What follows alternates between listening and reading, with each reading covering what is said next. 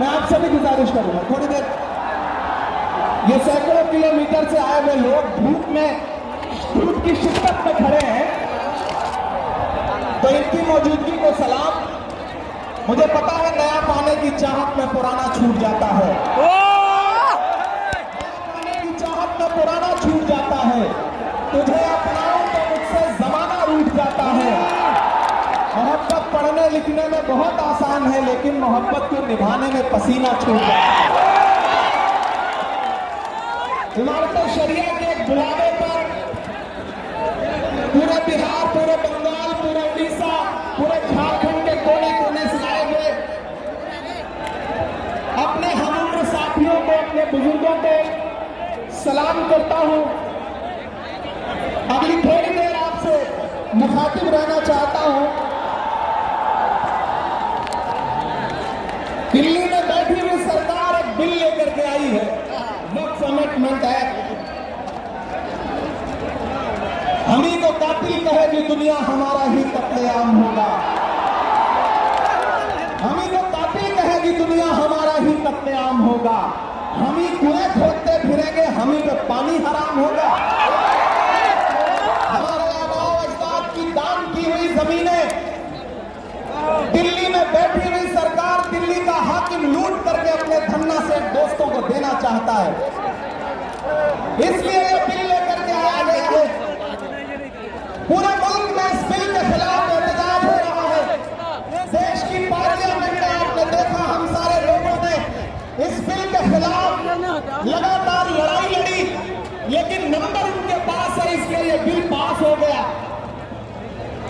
अब लड़ाई सड़कों पर लड़नी है।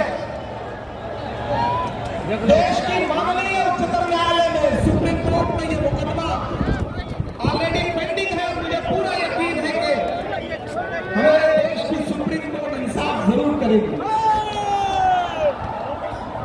महान बादशाह सिकंदर ने जब यूनान फतेह किया तो जीत का जश्न मनाने के लिए वो शहर की सड़कों पर निकला, तो उसने देखा कि पूरा शहर जश्न मना रहा है, लेकिन एक फकीर इंसान सड़क के किनारे बेसुध होकर के सो रहा। सिकंदर को गुस्सा आया। सिकंदर अपने घोड़े से उतरा और उस सोते हुए फकीर के पास पहुंच करके गुस्से में उसे जोर की एक लात मारी और लात मार के कहा कि क्यों रे फकीर, मैंने शहर जीत लिया, शहर जश्न मना रहा है और तू सो रहा है। तो उस फकीर ने उन्हीं आंखों से सिकंदर की तरफ देखा और देख करके कहा कि शहर फतेह करना बादशाहों का काम है, लेकिन लात मारना गधे का काम है। पिछले 11 साल में इस सरकार ने आवाम को सिर्फ और सिर्फ लात मारने का काम किया, और अब ये बिल लेकर के आए हैं और उन्हें लगता है कि आप खामोशी के साथ उनके हर जुल्म सितम को बर्दाश्त कर लेंगे। हमें पता है नहीं करेंगे, नहीं करेंगे ना, नहीं करेंगे ना। आपकी यहाँ मौजूदगी इस बात की गवाह है। मुझे पता है धूप बहुत ज्यादा है, इसलिए हजारों की तादाद में लोग दरख्तों के नीचे किनारे बैठे हुए हैं, वो बीच में नहीं आए। लेकिन फिर भी आज पूरा पटना, पूरा बिहार जाम हो चुका है। लोग लाखों की तादाद में घर से निकल करके आए हैं। मैं सलाम करता हूं आपकी जिंदा दिली को, आपकी मोहब्बत को। फैसल रहमानी साहब के एक बुलावे पर मैं उनको भी सलाम कर रहा हूं। ये जो नई नस्ल है, ये पानी की तरफ बह रही है। मैं इस नई नस्ल के बहने को भी सलाम करता हूं। बहुत तकरीर नहीं करनी है, बस इतना कहना है कि नहीं, ऐसा नहीं होगा, कभी ऐसा नहीं होगा, कभी ईमान का कुरान का सौदा नहीं होगा। बिहार वालों, बताना, दिल्ली तक अपनी आवाज पहुंचाना कि नहीं, ऐसा नहीं होगा, कभी ईमान का कुरान का सौदा नहीं होगा।